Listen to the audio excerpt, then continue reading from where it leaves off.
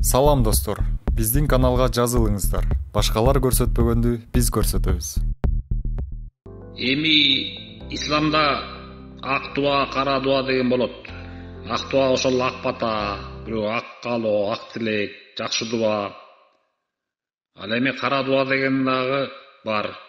Бирөөгө душмандарыңа каргыш айтуу, кара дуа тилөө, жамандык тилөө.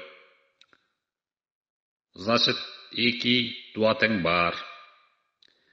Анан мен иншаллах, биизниллах, альхамдулиллахи, эки дуам тең кабыл болуп жүргөнүн көрүп атам. Мисалы,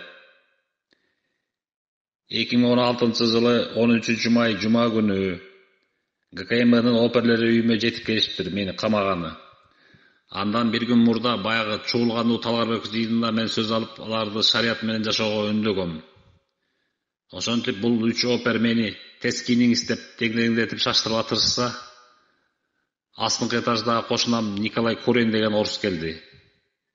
Мага коңшу катары камалып атыпсың, эми аман эсен чыгып кел деп, көңүл айтуунун ордуна мени табалап кирсе болобу? Ошону көрмөксүң деген сыяктуу. Менин да ачуум келип, алакандарымды асманга жайып, о Аллах, бул келесодо мени өзүң каалагандай куткар деп дуа тиледим. ГКМБ оперлери болсо калпай тура койбойт. Анткени датасы, кимдер мени Карманкелүүгө жөнөтүлгөн баары өздөрүнүн протоколдорунда жазылууда. Айтмакчы, мен ошол каргыш дуама ошол 3 опер ГКМБшник мыйыгынан жылмая күлүшүп ишемегендей болуп турушту. Ошентип мен ГКМБ түрмөсүнө 5 айга кирип кеттим. Анын ортосунда баягы тиги кошунам, мен каргыш айткан кошунам Николай Курин 59 жаш курагында өлүп калыптыр. Ошол мени шылуундап турган оперлер муну укса тоболоп жакаларын кармашат болуу керек. Экинчиси, ГКМБда 5 ай отурган соң сот залына алып барышты. Сот залынан судья Санжар Шотонов мага 7 жыл колония поселения берип койду. Ишти терсирип отурбай эле. Негизи мен 3 жыл алмакмын да. Анан сот залынан камерама кайра келип, ачуум менен, ызам менен тескери дуа кылып койдум судьяга. Ошол тескери дуаман бир жыл өтпөй, мунун бир тууган агасы саясатчы Дүйшөн Чотонов Текебаев менен биргеликте камалып кетти 8 жылга. Фамилиялар окшош болуп турбайбы? Санжар Чотонов, Дүйшөнкул Чотонов болуп бир туугандар. Ошондо экинчи кара дуам тийди. Үчүнчүсүндө ошентип 7 жыл колония поселения алып, ал колония поселениеде жүргөнүмдө ошол жерде бир капитан Александр Гоцуленко деген 85-жылкы жаш орус бала бар болчу. Көздөрүн үтүрөйтүп, чүтүрөйтүп алып эле исламист, динчил религия менен түшкөн статьяларга, террорист имиштерге кашынып жиндене берчи. Себепсиз асылып, курсузлук токтоп, выговор, санкция бере берчи. Бир жолу мен өзүм чекпейм да, чеккен балдардын жанында туруп калсам, колония поселениянын общежитиесинде. Мен чекпесем деле мени чекти деп арсланып барыптыр начальникке. Ошентип мага бир выговор берип коет. Анан дагы бир жолу тиишкенде чыдамымды чеги түгөнүп, бир күнү мен анын бетине кара дуа каргыш айттым. О Аллах, избавь от него как хочешь дедим. Буга күбө болгондор капитан Рашат Талбиев жана соттолгон жаран Таалай Бектурсунов. Ошол каргышымдан 3 ай өтүп өтпөй, ошол капитан Гоцуленко уксус ичип өлүп калыптыр. Себеби банальный эле, катыны кетип калган эмес. Биздин катыныбыз кетпейт. Сөзсүз эле жип ала чуркаган жокпуз да. Но менин каргышым тийди го деп кыжалат болуп жүрдүм бир топко чейин. Ошо менен 3 кара дуам кабыл болду. Төртүнчүсүндө тиги жүргөн жеримде колония поселениеде да чоң начальниги өзүнө өзү кашынып, жагы үйдөн заказ алчу мага асылып, улам ШИЗОго киргизип, улам каматып, Аяғында 2 ШИЗОсы бар, 3 бар деп тұрып, сот залына алып барып, Первомайский башқа сотқа алып барып тұрып, 1 жыл зона беріп жасайды.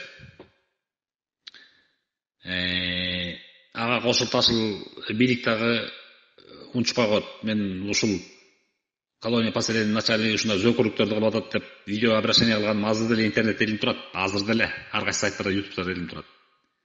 Сапар Исаковго кайрылгам. Анткени мен Атамбаев отурусуп койсо, кайра Атамбаевга кайрылмак берем. Урганда жок да алкашты, келесі алкашты.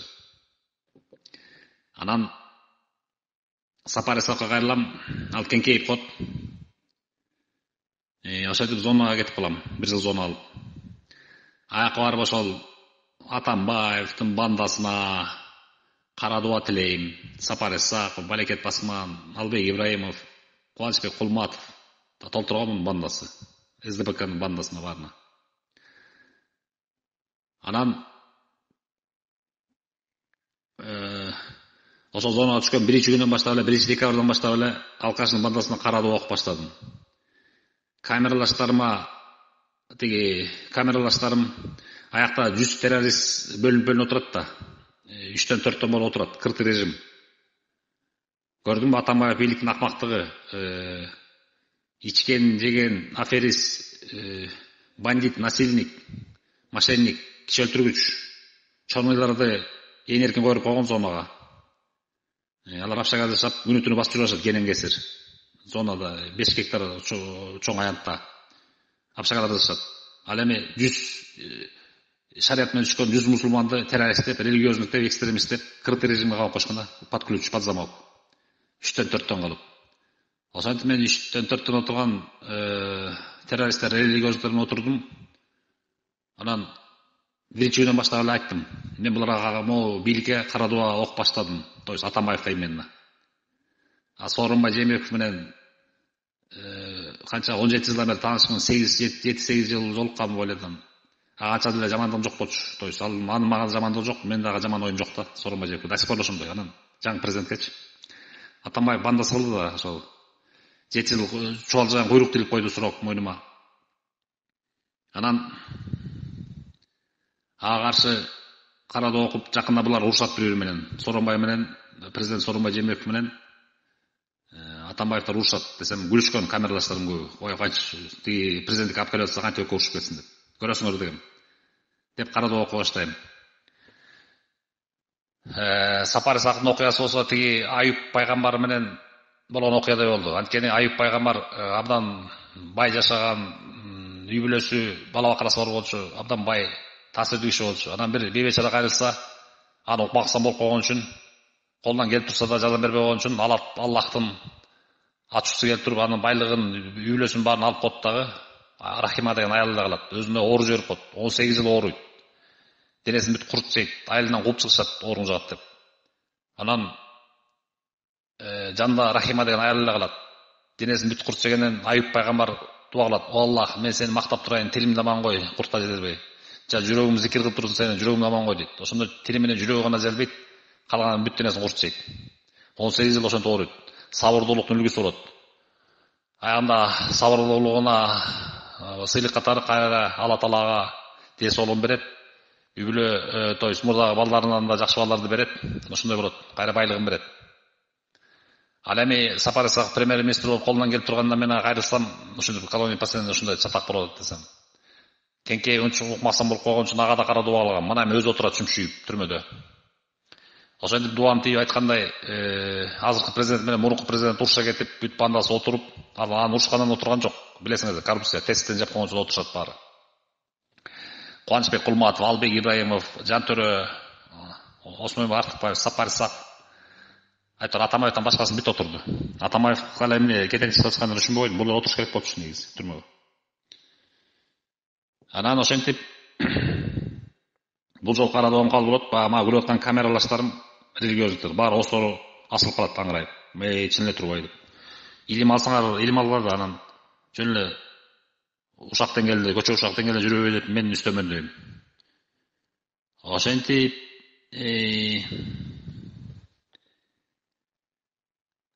ошо айткандай эле бир айдан соң тест жарылып, Атамбай бандасы оттон камалга башташты. Мен бұл жөнінде президент Сооронбай Жээнбековго ачык кат жазгандан кийин YouTube'га тираштап жибериптир. 500 000 адам көрүп тур. Демек бүт Кыргызстан эли көрсөм жаңылбайм. YouTube'дагы тема Мотуевдин кара дубасы деп аталат. Кимдер экенин билбейм, өзүңөр таап көрүп койгула. А мен дубалап салып ооруп калган же жумуштардан айдалгандарды эстесем, тиги мурунку председатель КСН Таалайбек Жапаров кадагайлагам да. Билесиңер да видеом бар. 3 видео чыгарылган. Ада кеңкейип койгон, ага да карады окам. Ал кетти жумуштан.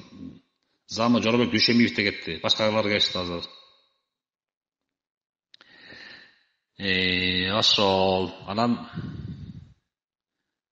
жакында эле кара дубанын дагы таасири тийди. Тиги мэр кышашып калып асылып, закон эле 10 жылдан бери иштеп аткан тандырымды 3-чү жолу алдырып салгандан кийин ага да кара дуба окудум эле.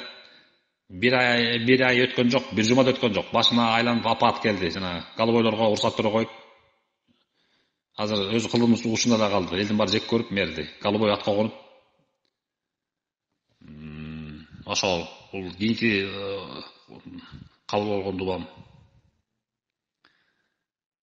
Ошол. Дагы эми кара дубанын диний далили мындай. Пайгамбарыбыз Мухаммад саллаллаху алейхи ва салламдын эки кызын Мекке мушриктери, кафирлери талак кылышат. Андан соң көпкөлөң дардес мурунку бир күйөө баласы келип, пайгамбарыбызды алка жаккан алып жаман тилдеген сөздөрдү айтат. Пайгамбарыбыз саллаллаху алейхи ва саллам алакандар асманга жайып терс дуа кылат. О Аллах, буга өз жаныбарыңдан бирди жиберип жазала деп. Кийин ошол мушрикти кербен арасынан, кербен менен бир жакка бараткан жеринен, түнчүнө жаткан жеринен бир арстан башка эч кимге тийбей, дал ошол бывший күйөө баланы келип туруп жеп таштайт, бир арстан келип. Так что кара дубанын диний далили ушул. Кара дубанын дагы бир диний далили сахаба разияллаху анху Саад бин Абу Вакас бир топтун жанына барып калат. Ал топто бирөө Абу Бакыр разияллаху анхуну жамандап аткан экен. Саад бин Абу Вакас ага суроо берет. Бул Абу Бакыр жөнүндө аяттар келбеди беле? Пророк Мухаммад саллаллаху алейхи ва салламга диндап келгенде эч ким ишенбей турганда эң биринчи ишенбеди беле? Анын жолдошу болбоду беле? Аны менен чогуу качып сабыр үңкүрүндө жашын жатпады беле? Баарыбыздан абзел жакшы эмес беле? Сен аны жамандап атасың деп тиги кишиге карын төгүп айтат да, Саад бин Абу Вакас разияллаху анху алакандар асманга жайып айтат. О Аллах, муну ушу турган жерине жазала деп. Айт оозун жыйганча бир жайдан бир чоң төбө пайда болот да, тез басып келип, элдер жабыла качат уч тарапка. Ошол кишини басып туруп, тебелеп өлтүрүп таштайт. Так что кара дуба дегендин далилдери динде абдан көп. Бул баягы черный магия деп иштеп жүргөн эмелери менен салыштырып болбойт. Алар шайтан менен иштейт, черный магиялар. Бул ал магия деген совсем бөлөк, шайтан менен иштеген. Кара дуба дегенди айтып коеюн, пайгамбар өзү караган, пайгамбарлар караган. Мисалы Нух пайгамбар айткан, о Аллах, Нух алейхиссалам айткан. Бул коом капыр болду, оңолбой калды. Өзүң жазала дегенден топон суу келет. Топон суу келип бүт коомун неметип келет. Абдан көп да диний далилдери. Эми анын баарын айтуу, диний далилдердин баарын окуядан тизмектеп отурсам 1 саат сүйлөө керек болот, 2 саат сүйлөө керек болот. Ошол. Анан мен кара дуба эмес, ак дубамда кабыл болот экен. Өткөндө Барансокко барып бир ооруп жаткан, инсульт болуп ооруп жаткан депутат аялга дем салдым.